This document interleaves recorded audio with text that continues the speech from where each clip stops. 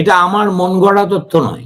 দেবাংশু বসাকের যে রায়ের ভিত্তিতে এত লোকের চাকরি চলে গেল এবং সুপ্রিম কোর্ট সেই রায়ে হস্তক্ষেপ করতে পারলো না, সেখানে কি লেখা আছে জানেন? প্যারা নাম্বার 269-এ একটা ছোট্ট প্যারাগ্রাফের মধ্যে দিয়ে বিচারপতিরা বুঝিয়ে দিয়েছেন তাদের কি ধরনের পরিস্থিতির মোকাবিলা করে এই রায় লিখতে হয়েছে।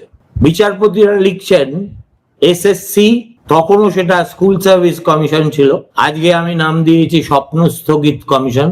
SSC board and state government have consistently stonewalled any queries with regard to the selection process and have not come clean with regard to the manipulations, illegalities involved. Conduct of the three authorities during the course of hearing can be classified as anything other than being cooperative. এর চাইতে ইনডাইটমেন্ট আদালতের কাছ থেকে আর কিছু আশা করা যায়?